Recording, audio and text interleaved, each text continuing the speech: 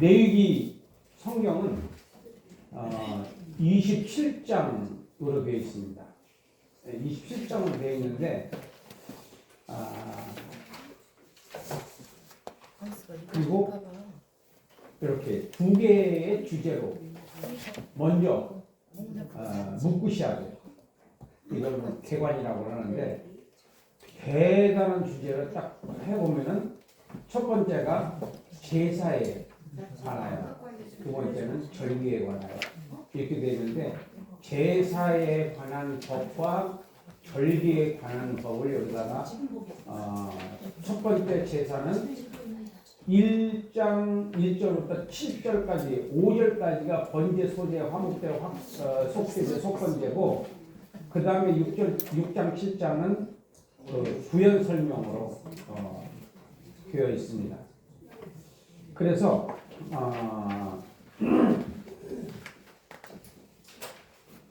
이 제사, 이 레위기의 배경을 우리가 조금 이제 본격적으로 제사하고 절기에 들어가기 전에 배경을 먼저 좀 우리가 이해를 하고 들어가면 좋겠어요. 같이 한번 읽겠습니다. 본서에 여기서부터 시작. 본서의 자체 증거와 외적인 증거는 모세가 저자라고 말한다. 56회에 걸쳐 레위기에서 여호와께서 모세를 부르셨다고 증거한다. 시내산에서 기본 법률이 주어졌고 하나님과의 언약이 체결되었으며 신앙생활의 중심이 될 성막이 건립되었다. 이제 이스라엘은 약속의 땅으로 나아가기 전에 성막에서 하나님을 경배하는 지침이 될 구체적인 제사법을 알아두어야만 했다. 이러한 역사적 상황에서 주어진 제사에 관련된 율법들이다. 본서에는 지리적인 이동은 없고 시내산에서만 일어난 일들을 기록했는데 6월절이 이스라엘의 세 달이 되었고 그 뒤 1년 후에 성막이 건립되고 그 건립된 성막을 무대로 이야기가 펼쳐지고 있다. 이는 출애굽 이후 제2년째 되는 첫째 달에 있었던 일들을 소설하고 있는 것이다. 그리고 이제 1446년부터 1406년까지의 기간 안에 일어났던 일들이 되겠습니다.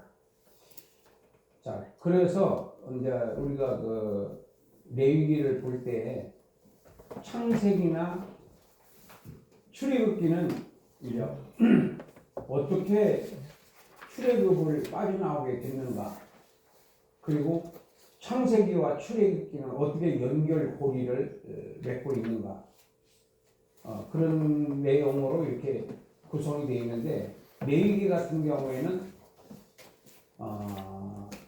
시내산에서 도착해가지고 정확하게 보면은 11달 동안, 대충 말하면 1년 동안 성경 공부를 한 겁니다. 레위기로. 그때는 레위기만 있었어요. 레위기가 그냥 다 있었던 것도 아니고 8번 시내산에 올라갔다 내려갔다 올라갔다 내려갔다 하면서 받아가지고 와서 또 레위인들한테 가르치고 레위인들이 백성들을 가르치고 또 모세가 또 받아와가지고 또 레위인들을 모아놓고 가르치고 또 레위인들이 또 가르치고 이런 식으로 1년 동안 성경 공부를 한 거예요. 왜 그러냐? 그래서 우리가 예수를 믿었으면은 반드시 공부의 기간이 있어야 되는 거예요.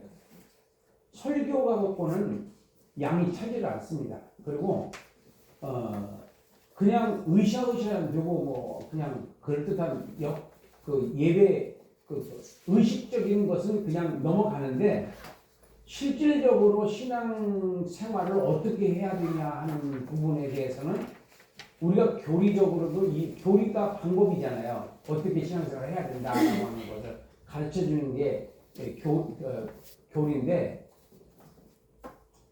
교리를 모르면 이단에 빠질 수도 있고 교리를 모르면 엉거주춤해가지고 있을 수도 있어요. 그리고 우리가 복음을 잘 아는 것 같지만은 제일 모르는 게 복음이에요. 내가 왔을 때는 그래요. 내가 그렇다 이거예요. 내가 정말 복음을 모르고 내가 지금까지 신앙생활을 했고 목회를 했고 이 성경 강사를 했구나. 이 부분에 대해서 크게 내가 그 회개하는 마음으로 지금은 이 복음이라고 하는 그 개념을 좀 정립을 해서 제가 왜 성령 충만을 자꾸만 강조하느냐, 성령 충만을 받지 않는 게 얼마나 큰 실수인가를 이 사도행전을 통해서 알게 됐어요. 아, 내가 실수했구나. 큰 실수를 했구나. 그렇게 이제 엄청 그 뭐랄까 충격을 좀 받았다고 할까? 그랬어요. 그래서 여러분들이 듣든 안 듣든 성령 충만 안 받으면 실패자로 남을 수 있고 성령 충만을 받으면 성공할 수 있는 확률이 굉장히 높아진다. 이 부분에 대해서 확실히 정립이 됐기 때문에 여러분들과 여러분들에게 강의 중에 모든 강의에 성령을 강조하게 성령으로 말미암지 않고는 변화될 수 없다고 하는 거에 대해서 두말할 여지가 없다. 나를 봤을 때. 자, 그래서 그게 성령 충만이 뭐냐면 거룩하여지는 방법이거든요. 거룩하여지는 방법. 거룩이 뭐냐? 구별된 생활을 한다는 거예요. 구별된 생활. 해야 할 것과 안 해야 할 것. 가야 할 것과 안 가야 할 것. 만지할 것과 만지지 말아야 할 것. 봐야 할 것과 보지 말아야 할 것. 이게 거룩이거든요. 그러니까 하나님은 거룩하신 분이고 인간은 타락한 존재다라고 하는 그 부분이 딱 갈라지고 내 자신에서도 하루 생활 가운데서도 거룩한 생활을 할 때도 있고 오염된 생활을 할 수도 있고 그렇잖아요. 그래서 그 성령 충만을 받지 않으면 거룩에로의 길을 갈 수가 없다는 거예요. 거룩에로의 길, 거룩한 길로 갈 수 없는 존재라고 하는 것을 전적으로 타락한 존재이기 때문에 내 자신이 그래서 그것을 강조하는 겁니다. 자, 그러니까 전체적인 면에 봐서는 거룩하라가 주제예요. 뭐가? 레위기가. 레위기의 전체 주제가 뭐라고요? 거룩하라. 너희는 거룩하라. 왜 너희는 거룩해야 되느냐 하면은 내가 거룩하니 너희도 거룩하라는 거예요. 너는 내 새끼들이니까 내 자녀들이니까 너희들은 거룩해야 된다. 구별돼야 된다. 이거거든요. 그래서 여러분들이 성경을 보면은 계속 갈르세요. 하나님께서. 먼저 셋과 가인을 갈랐죠.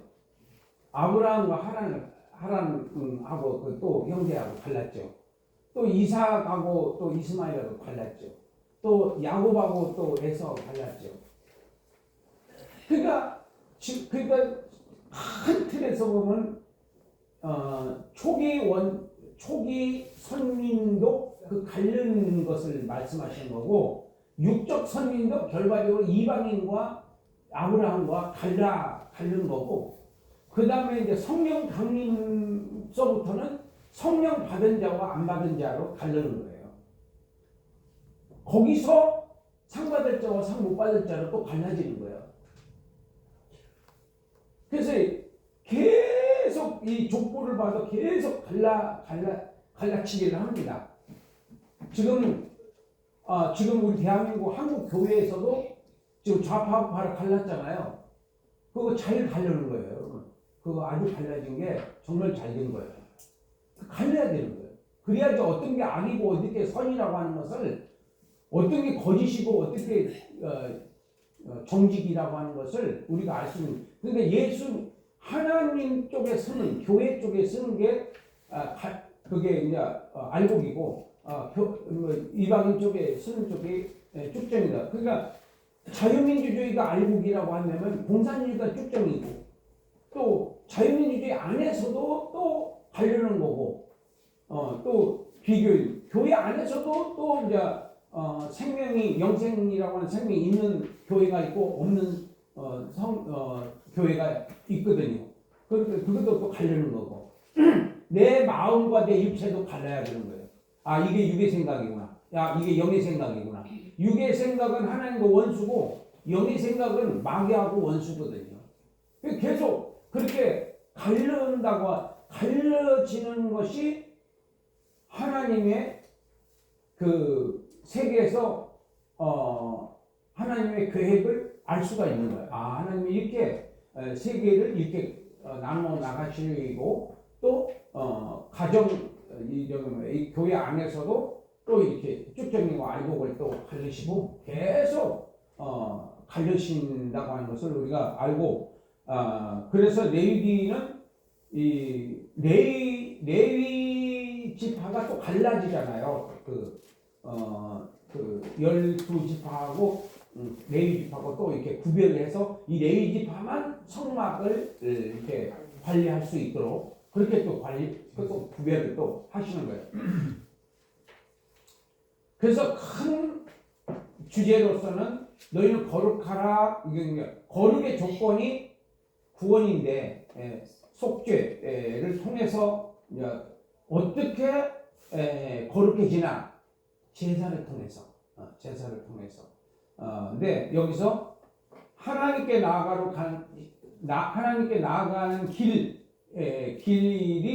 1절부터 17절까지는 하나님께 어떻게 나가야 되느냐, 하나님께 나가는 방법이 뭐냐, 이것을 기록한 성경이 1절부터 17절까지고 어떻게 하면 하나님과 동행할 수 있느냐, 이게 18절부터 27절까지 내용이 되겠습니다.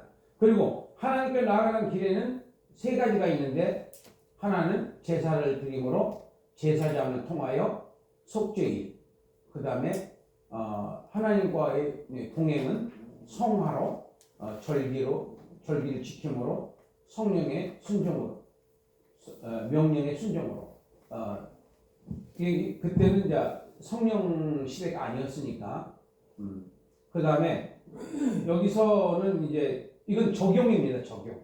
여기 이 도표는 적용을 한 거예요. 구원의 기초가 뭐라고 되어 있어요? 십자가의 피로. 네. 구원의 기초는 십자가의 피로. 구원의 중보자는 메시아. 메시아가 누구예요? 그리스도. 그 다음에 구원의 과정은 거룩이에요. 거룩이 뭐라고요? 구별되다. 그 다음에 구원의 생활은 절기를 지키는 십자가. 구원의 생활이 뭐라고요? 절기를 지키는 기쁨. 절기 지키려는 기쁨. 그러니까 절기를 지키는 게 기쁨이 있을까요? 우리는 기쁩니다. 네. 그러니까 그런 것들이 성령 충만하지 않으면 귀찮아요. 귀찮아. 예배 드릴 때도 귀찮을 때가 있었어요. 저도요. 귀찮아. 부담돼. 그 왜 그러냐? 성령 충만 못 받으면 그게 부담으로 와요. 근데 성령 충만 받으면 예배가 부족해요. 좀 더 드리고 싶어. 틀려요. 이 마음 자세가 완전히 딴 세계입니다. 그 다음에 구원의 목적이 뭐라고? 하나님께 영광. 네. 그래서 에베소 1장 1절부터 14절까지가 왜 우리가 구원받았는지에 대한 구원의 목적이 나와요. 에베소 1장 1절부터 14절. 그 다음에 구원의 결과가 하나님 믿는 건데요. 그냥 입으로 믿는 게 아니에요. 입으로 믿는 게 아니고 믿는 사람들은 진짜 믿는 사람들은 입이 아니라고요. 행동이네. 바뀌게. 완전히 달라집니다. 믿어지면 하나님의 임재가 믿어지면은 행동이 달라져요. 근데 그게 내 의지로 안 된다는 거예요. 내 의지로 안 되고 성령이 역사하면은 믿어져요. 이게 참 기가 막힐 노릇이에요. 아무리 해도 안 돼. 아무리 안 되는데 성령이 임하면 돼. 은혜가 막 돼요. 아침에도 우리 목사님이 찬양 인도하는데 굉장히 은혜를 많이 받았어요. 벌써 앞에 앉아있는데 은혜를 벌써 받았으니까 여러분들 다 은혜 받은 거야. 일단은요, 강사 은혜를 받아야 여러분들에게 영향이 있어요. 강사가 시험에 들어있으면요, 다 이미 끝난 거예요. 이미 물 건너갔어요. 안 돼요. 아무리 열심히 해도 소용없어요. 그래서 성령이 강림하셔서 우리 마음을 만져줬을 때 굉장히 이 은혜가 된다는 게 주제 파악을 했다는 거거든요. 내가 어떤 인간이라고 하는 거에 대해서 부족하다라고. 그래서 이 도표는 이 도표 하나로 이제 레위기를 설명을 드렸고, 그 다음에 절기는 이제 7가지가 있어요. 7가지가 있는데 제일 먼저 그 양을 잡아서 문설주에 바르고, 문설주는 그 옛날에 창호지를 발라가지고 가운데 있는 걸 문설주라고 그러고, 양쪽에 그걸 인방이라고 그래. 문인방. 거기다가 피 바르고 문설주에 피 뿌리고 그렇게 하고 밖에 나오지 마라 그랬어요. 그래서 이스라엘 사람들은 한 사람도 안 죽었어요. 그 덕분에. 그런데 여기서 보니까 12장 1절부터 지난 주일날 우리가 출애굽기 했잖아요. 출애굽기에 제일 그 하이라이트는 12장부터 시작해서 15장까지가 그 출애굽기에 그 뭐랄까 좀 극적인 그 사망에서 다 죽을 줄 알고 모세를 원망했는데 모세가 너희들은 가만히 있어 하나님의 구원을 바라봐라 이렇게 명령을 해서 진짜 바라봤더니 하나님께서 구원했다고 하는 그 부분에 대해서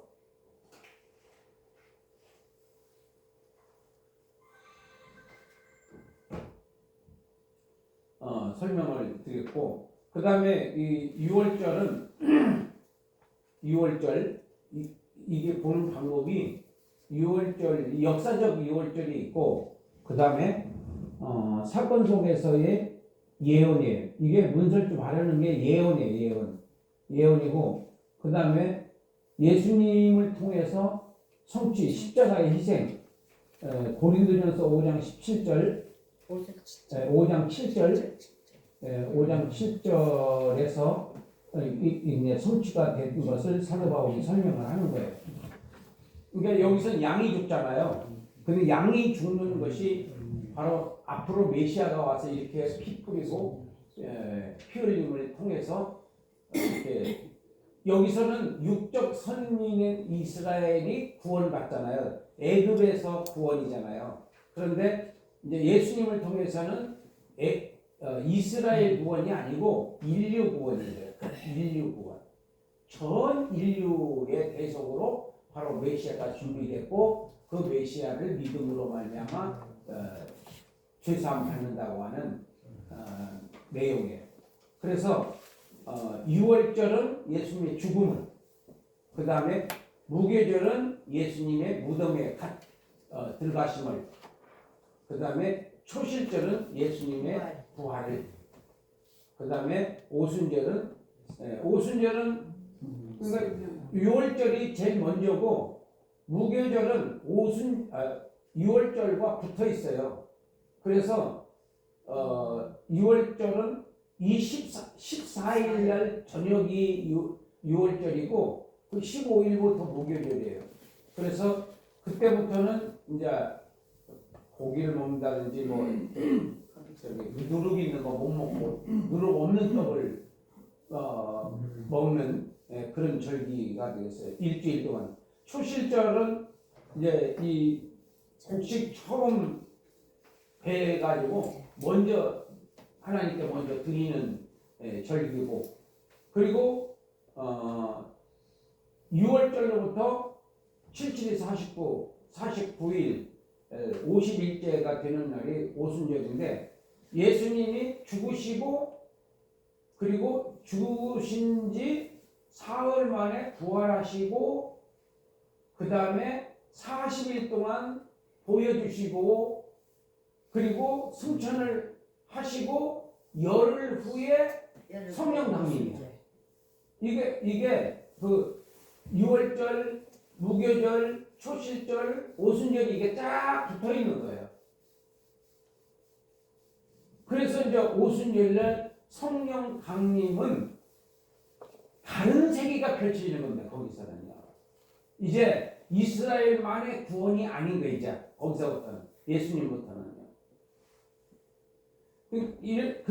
이런 그 내용이 선지서나 역사서나 시가서에 이미 다 예언되어 있고 이제 다음 시간에 우리가 그 관주 설교를 할 건데 제가 사도행전 2장을 준비하다가 갑자기 막 누가복음 4장으로 바꿨어요.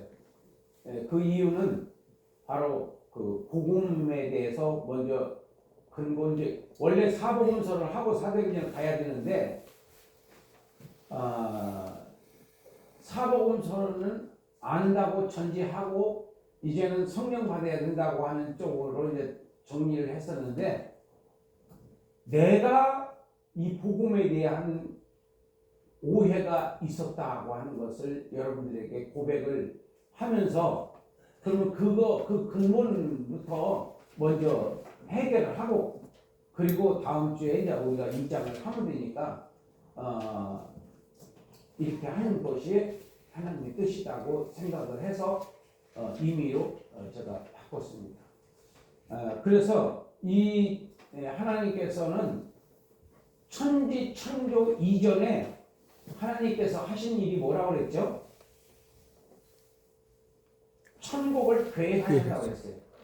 천국 계획, 천국 건설, 천국 시작. 이렇게 우리 머리에는 항상 그것을 가지고 있어야 돼요. 천지 창조의 목적이 뭐라고 그랬죠? 천지 창조의 목적. 천국 완성을 위한 5가지 과정을 거치는데 그 첫 번째 과정이 천지 창조다. 두 번째가 아브라함 선택. 세 번째가 예수님 탄생. 네 번째가 성령 강림. 이 성령 강림이 굉장히 하나님의 구속의 역사 가운데서 큰 그 대들보 역할을 하는 겁니다.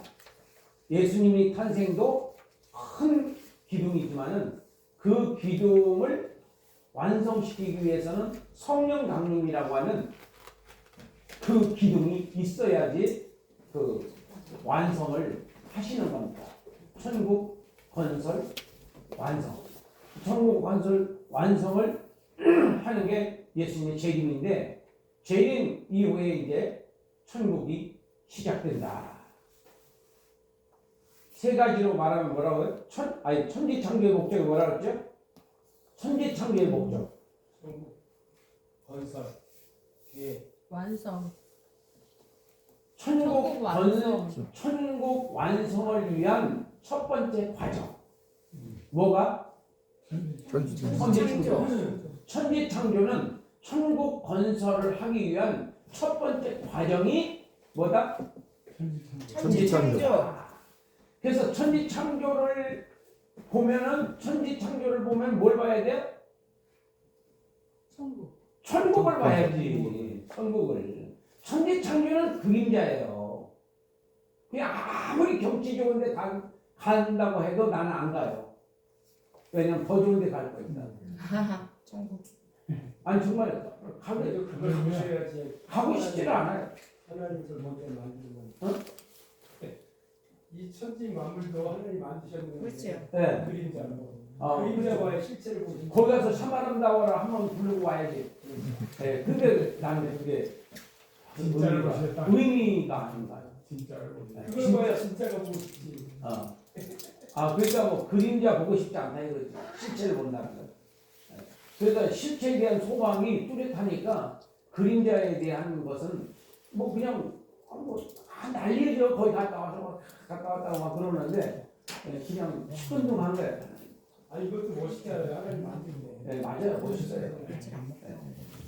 멋있다고 치고 그 다음에 그래서 천지창조를 보면 뭘 보라고? 천국 완성을 봐라. 이 세상 경치 좋은 데가요 한 군데 두 군데가 아니에요. 어마어마하게 많습니다. 기가 막힌 데가 많아요. 네. 자, 그런 데 한 번씩 가려면 뭐 돈 많이 들어가잖아요. 그래서 가보면 또 별것도 아니에요. 내가 보면 그냥. 아유, 뭐, 여기 뭐,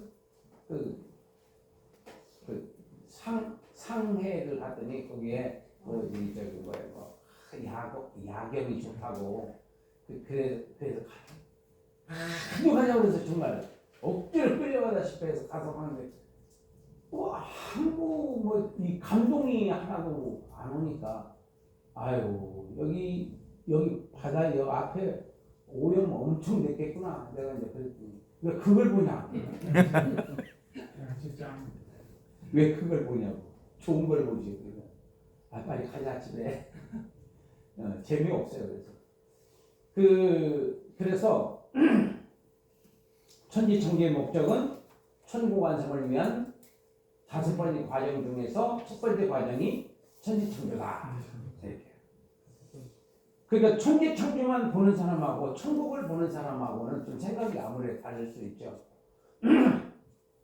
그 다음에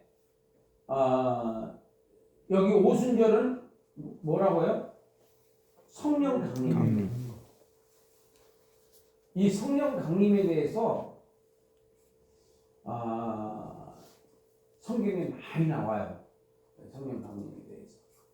성령 강림은 이게 지금 세계가 막 바뀌잖아요. 지금요. 이 문화가 막 바뀌어요.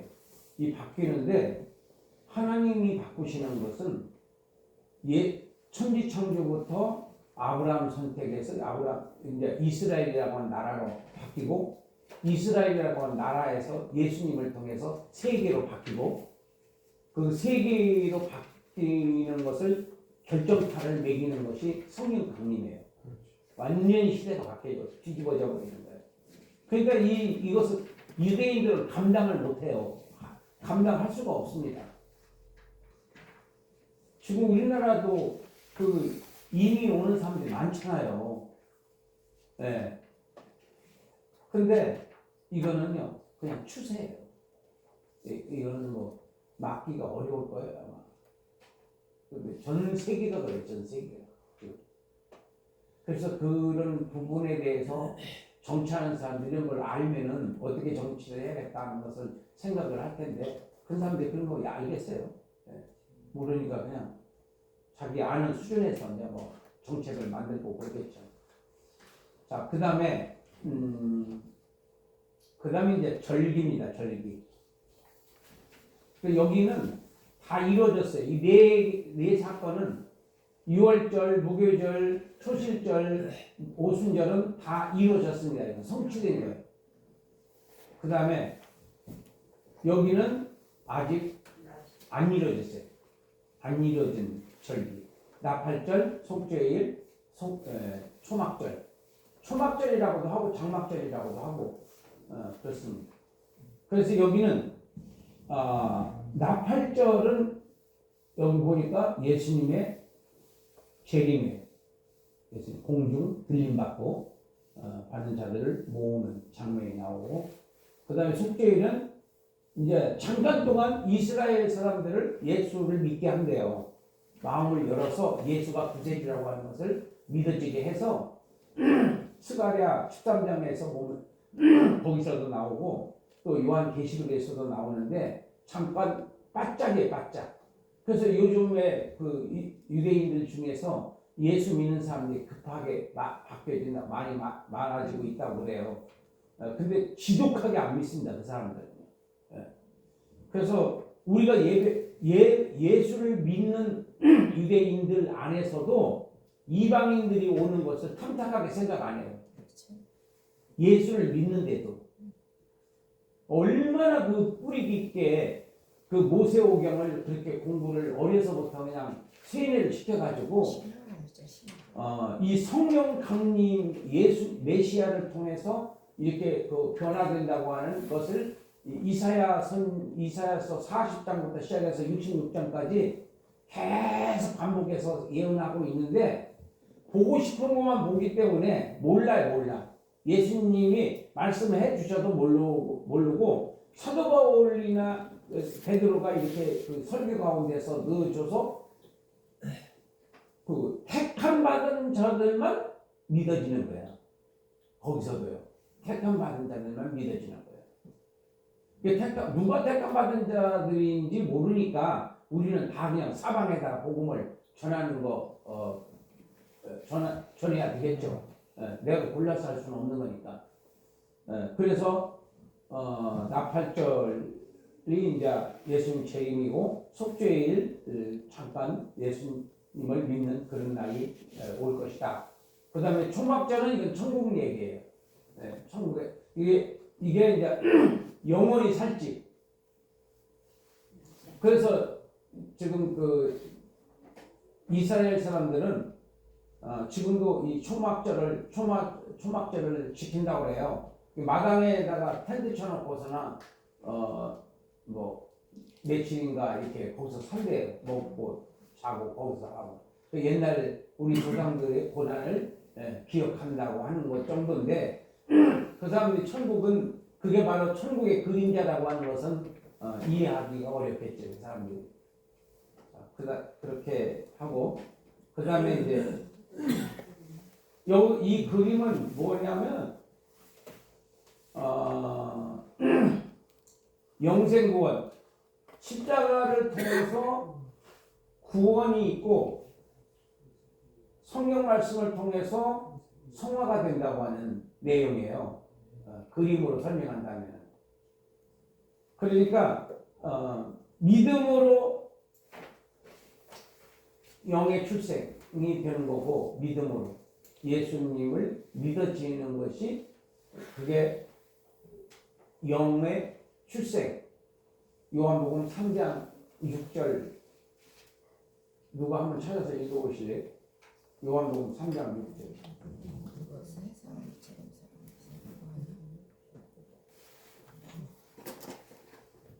육으로 난 것은 육이요 영으로 난 것은 영이니. 네. 이 니고데모가 예수님한테 저녁에 찾아와서 딴 얘기를 하잖아요.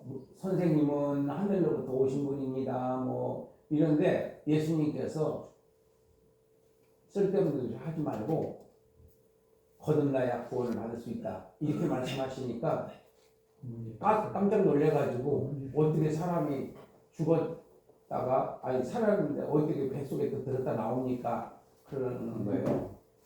그때 이제 예수님이 하신 말씀이에요. 그러니까 니고데모도 그렇고 우리 신앙생활 하는 분들도 그렇고 예수님께서 말씀하실 때 영에게 하는 말씀인지 육에게 하는 말씀인지를 구별해야 돼요. 그러니까 제일 먼저 해야 할 게 영적이냐 육적이냐. 그러니까 그 제자들이 자꾸 못 알아듣는 이유가 뭐냐면은 예수님께서 하시는 말씀은 영에 관한 천국에 관한 말씀인데 육에 관한 말씀으로 듣는 거예요. 이 사람들은. 왜냐하면 영의 세계를 맛보지 못했기 때문에 믿음의 세계를 맛보지 못했기 때문에 그래서 믿음으로 말씀을 하시면은 믿음으로 들려야 되는데 육으로 이성적으로 듣기 때문에 이해 불가가 되는 거죠. 그래서 여기서 니고데모에게 말씀하시는 거예요. 육으로 난 것은 육으로 난 것은 우리 궁으로부터 난 존재고 성령으로 난 존재는 바로 하나님의 씨다. 하나님의 종자다. 씨가 다르다. 이 씨가 다르다. 그래서 우리에게는 예수 믿는 사람들에게는 생명이 두 가지가 있는 거예요. 영이 있고 영은 하나님의 씨고 이게 영생을 받은 존재. 하나님 성령으로부터 난 존재가 영원히 사는 존재고 이 육은 100년 돼야 100년 거기서 안팎에서 결국은 죽는 오래 영생하도록 살 수 없는 게 육체는 반드시 죽는다는 것이 하나님 말씀이고, 그리고 영은 영원히 산다. 죽어도 살겠고 살아서 믿는 자는 영원히 죽지 않는 그 생명을 말하는 거예요. 그래서 여기 지금 십자가 문을 열고 들어가는 것은 영생을 받는, 오늘 이제 구원론을 할 거거든요. 구원론. 그 영생을 받는 문이 이게 무슨 문이에요? 믿음의 문인 거예요. 믿음의 문을 열고 들어가면은 천성을 향해서 가는 순례자가 되는 겁니다. 저와 여러분들은 순례자라고 하는 것을 이해하시죠? 네. 왜 순례자가 뭐냐니까 또 모르는 분도 있어요. 순례자가 뭐예요? 세상을 떠나 천국으로 가는 여행자. 그렇죠. 그러니까 예수를 딱 믿잖아요. 영접 딱 하는 순간 천국을 향해서 가는 순례자예요. 근데 순례자는 이것을 베드로가 뭐라고 그랬어요? 베드로전서에서 성도들 보고 뭐라고 그래요? 나그네된 너희에게 말하노니 그러잖아요. 나그네 행인 같은 나그네인 너희에게 말하노니. 그러니까 순례자는 나그네다 이거. 나그네 들렸다 가는 거예요. 들렸다 천국으로 가는 그런 하나의 나그네는 여관에 들어갈 밤 자고 그 다음날 출발하고 뭐 요즘은 뭐 한 달도 있고 두 달도 있고 하지만은 그렇게 잠깐 있다 가는 거지. 내가 아까 얘기했듯이 여관방에다가 장롱 사다 놓는 사람 있냐 이런 얘기.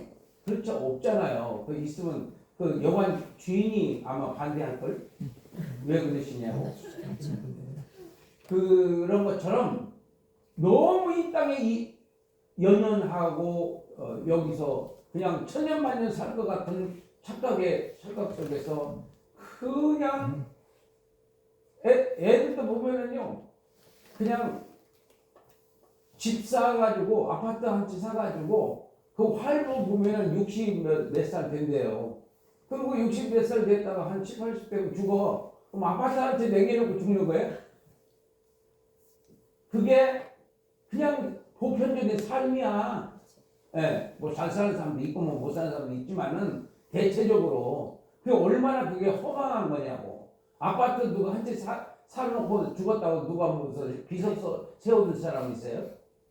다 수잘데가 없는 짓이고 어떻게 하면 전도를 한 명이라도 할 수 있을까?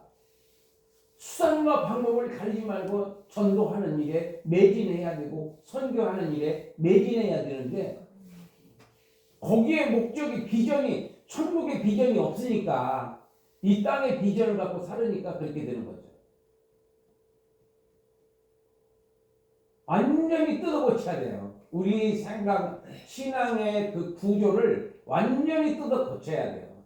안 그러면은 우리는 교회에서 예배 드리는 것은요, 그냥 영적 전쟁을 하기 위한 하나의 훈련하는 시간이지, 그게 신앙생활이 아니에요. 신앙생활을 위한 훈련 시간이 바로 뭐다? 예배예요.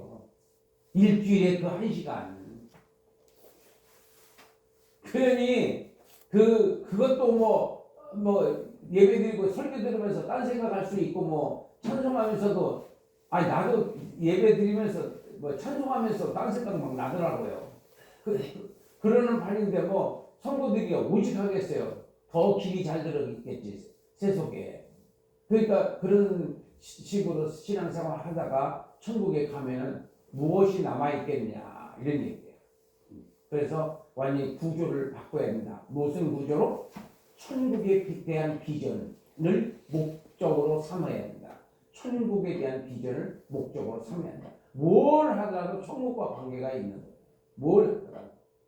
거기서 손해가는 것은 하지 말고 천국에서 상관한 일을 골라서 해야 된다. 시간은 한정되어 있는 거고 세월은 내 수명은 한정되어 있는 거잖아요. 그리고 그 다음에 이제 이게 이제 거듭난 거고 이 십자가의 문을 열고 들어가는 것이 믿음으로 들어가는 게 믿음의 문을 열고 들어갔어요. 들어가서 예수 믿으면 끝난 게 아니에요. 그때부터 이제 영적 전쟁이 시작이 되는 거예요. 마귀는 우리에게 그냥 신앙생활 잘 하게 놔두지 않아요. 네. 말씀이 믿어지지 않도록 그 사람이 좋아하는 것을 통해서 우리가 불신앙이 들어가도록 계속 작업을 하고 태클을 걸고 넘어지게 만들고 자빠지게 만들고 또 시험에 들게 만들고 그래서 어떻든 신앙생활을 하나님과 가까워지게 하는 것을 최대한 막는 거죠. 네. 그런 역할을 하는 겁니다. 자, 그 다음에 오른쪽에는 이게 이제 10계명이에요. 1계명부터 4계명까지가 하나님을 사랑하라고 5계명부터 10계명까지가 이웃을 사랑하라. 하나님을 사랑하라, 이웃을 사랑하라. 이걸 거꾸로 말하면은 이웃을 사랑하는 것이 하나님을 사랑하는 거다. 이웃이 누구라고 그랬어요? 나의 도움이 필요한 사람에게 도움을 주는 겁니다. 나에게 필요한 내가 필요해. 내가 필요해. 삼구이치 성경 연구원이 필요해. 그러면 거기에 온 사람들에게 도움을 주는 거예요. 평강교회가 필요해. 그럼 평강교회에 도움이 필요한 사람에게 그 사람에게 도움을 주는 거예요. 그게 이웃이야. 그게 사마리아 인의 그 비유로 말씀하시잖아요. 누가 이웃입니까? 그러니까 강도 맞는 사람 레위 제사장은 그냥 지나갔는데 사마리아 사람이 그 상처를 닦아주고 기름을 발라주고 주막에 맡기면서 돈을 주고 모지래면 내가 오는 길에 내가 줄 테니까 이 사람을 돌봐달라. 그게 바로 이웃이라는 거예요. 이웃에 대한 정의를 예수님께서 그렇게 내리셨어요. 그래서 자기의 도움이 필요할 때에 우리 도움을 줘야 돼요. 그게 바로 이웃이야. 이웃 하니까 옆집에 사는 사람이 이웃이 아니고 옆집에 사는 사람이 이웃이 아닙니다. 그래서 하나님을 사랑하는 것이 뭐라고요? 이웃을 사랑하는 것. 이웃을 사랑하는 거다. 이웃을 사랑하는 것이 뭐라고요? 하나님을 사랑하는 것. 네, 그렇습니다. 이웃을 사랑하지 않으면 하나님을 사랑하지 않는 거고, 하나님 사랑하지 않는 것은 이웃을 사랑하지 않는 거다. 그래서 예배보다 중요한 게 뭐예요? 생활이고요. 예배보다 중요한 게 생활이다. 예배로 하늘나라에 상이 쌓이는 게 아니에요. 생활로 상이 쌓이는 거지. 자, 이렇게 하면 또 이제 한 목회자님이 또 시험 들는지 모르죠. 이렇게 얘기하면. 근데 성경은 바로 그렇게 말하고 있어요. 성경. 여기서 이제 정리를 한번 해볼게요. 자, 결론에 가서 이제 좀 보겠습니다. 주제는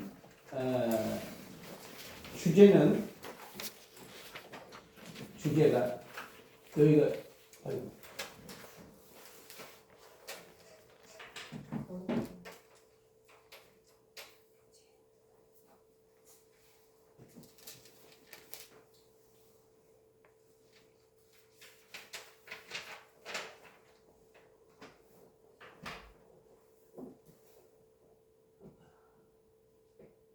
주제 여기가 본문이 1단계라고 했어요. 1단계 주제가 율법 언약.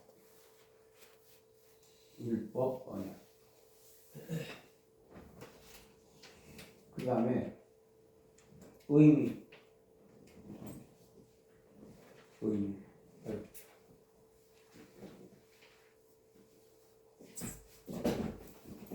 하나님께 나아가는 방법과 교제하는 방법 네 가지 제사와 네 가지 절기로 되어 있는데 주제는 의미는 제사를 통하여 하나님께 나아갈 수 있다.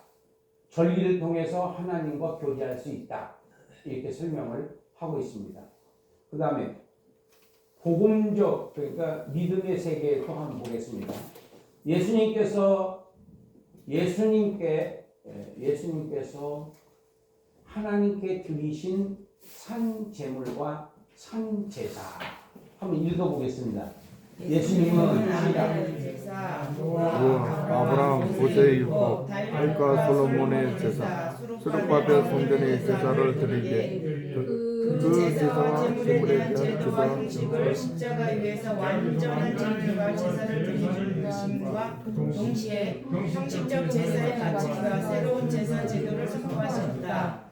그것이 신령과 진정으로 드리는 예배라고 하셨다. 예수님이라는 제물과 제사가 아니면 구원이 없는 것처럼 성령님으로 말미암지 않고는 진정한 예배라고 할 수 없다고 선포하신 것이다. 예수님께서 드리신 제사는 택한 자기 백성들과 하나님과의 관계를 화목하게 하는 것이다. 다 읽었어요? 네. 2번이 예수님의 전 세계와 자기의 사역의 목적은 하나님께서 창세 전에 세우셨던 그 계획을 다 이루시는 것이었다. 거기다가 요한복음 19장 30절. 요한복음 19장 30절. 30절? 여기에서 예수님께서 다 이뤘다 하셨어요. 그 다 이뤘다라고 하는 말씀 안에는 두 가지가 성취되는 것을 볼 수 있어요. 첫 번째는 구약에 있는 수많은 계시와 예언들이 있어요. 율법을 기반으로 해서 그 전후로 수많은 하나님께서 언약을 하셨어요. 계시와 예언을 하셨어요. 그것을 예수님이 십자가 위에서 완전히 다 이루시는데 다 이뤘다라고 하는 말씀 안에는 모든 계시와 예언이 다 이루어졌다는 거예요. 모든 계시와 예언이. 그래서 예수님의 죽으심은 첫째, 완전한 제사입니다. 완전한 제사. 두 번째는 완전한 제물. 완전한 제물. 세 번째는 완전한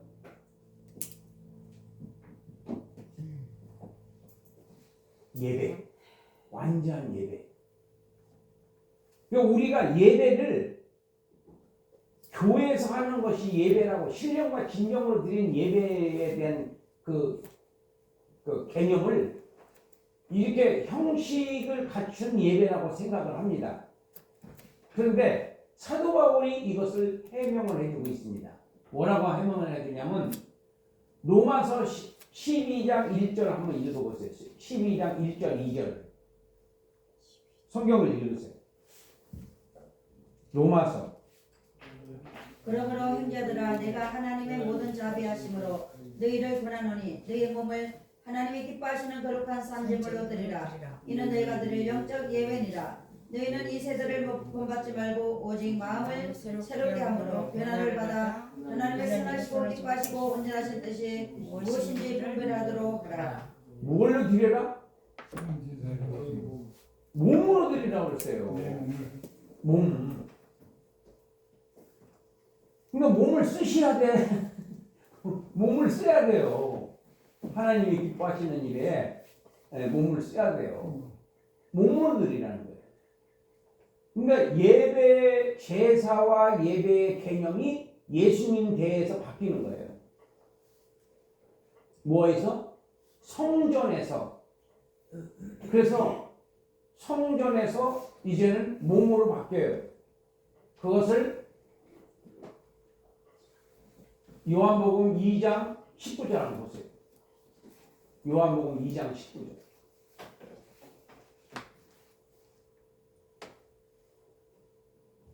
요한복음 예수께서 대답하여 이르시되 너희가 이 성전을 헐라 내가 사흘 동안 일으키리라. 그 다음 절. 유대인들이 이르되 이 성전은 46년 동안에 지었거늘 내가 3일 동안에 일으키겠느냐 하더라. 그 다음 절. 그러나 예수는 성전된 자기 육체를 가리켜 말씀하신 것이다. 성전된 자기 육체를 가리켜. 이것을 고린도전서 2장 3장에 가서 보면은 더 확실하게 설명해요. 너희 몸은 성전이다 그래요. 성도들의 몸이 저와 여러분들의 몸은 성전이라면서. 그 성전을 더럽히면은 하나님께로부터 버림받는다는 겁니다. 이 육체를 더럽히지 말라는 거예요. 그래서 예배가 우리가 교회에서 드리는 예배는 기본적인 거예요. 기본적인 거예요. 예배가 안 된다. 그건 신앙생활이 아니죠. 그건 기본인데 그게 신령과 진정을 드린 예배라고 생각하면 안 된다는 거예요. 성령 충만을 받아서 생활에서 변화된 삶. 그러니까 생활이 예배고 생활이 기도고 생활이 찬양이에요. 생활이 기도고 생활이 예배고 생활이 찬양이다. 생활이 중요하다는 거예요. 생활이. 아무리 예배를 많이 드린다, 50년 예배를 드려도 내가 변화되지 않는다. 큰 예배는 무효인 거예요. 네, 무효. 그래서 이 레위기에서는 바로 제사와 절기입니다. 주제가. 그것이 우리가 이제 적용을 예수님께서 드린 제사와 절기를 보시면은 예수님께서 다 이뤘다라고 하는 자기 목숨, 자기 몸, 자기 채찍에 맞음으로 우리가 나음을 입고 하는 그런 모든 희생, 헌신, 이게 바로 제사고 제물입니다. 완전한 제사, 완전한 제물, 완전한 예배. 이것은 주님의 말씀을 순종하기 위해서 목숨을 버릴 수 있다고 한다면은 그게 바로 제사 예배다. 신령한 예배다. 신령한 진정이다. 예배는 생활 가운데서 드리는 예배. 그래서 계속 우리가 바뀌어져야 된다는 거예요. 생활 패턴도 바뀌어져야 되고 마음 자세도 바뀌어져야 되고 자꾸 예수님을 닮아야 한다는 거예요. 예수님은 이 땅의 미래를 갖지 않고 살았잖아요. 우리는 그걸 향해서 가야 되는 거예요. 하루아침에 될 수는 없는 거지만. 자, 그 다음에 교훈. 참된 예배란 읽으세요. 영적 예배, 신령과 진정으로 드린 예배. 그 다음에 첫 번째 생활의 신앙생활의 1단계는 교회에서 드리는 예배이고 신앙생활의 2단계는 말씀을 생활에 적용하는 것이다. 기도하겠습니다. 하나님 우리 아버지 감사합니다. 우리가 예배에 대한 확실한 개념이 이해가 되게 하여 주시옵소서. 예배를 생활 가운데서 하나님을 높이는 생활을 할 수 있게 하여 주옵소서. 아멘. 예수님의 이름으로 기도합니다. 아멘. 아멘. 할렐루야. 아멘.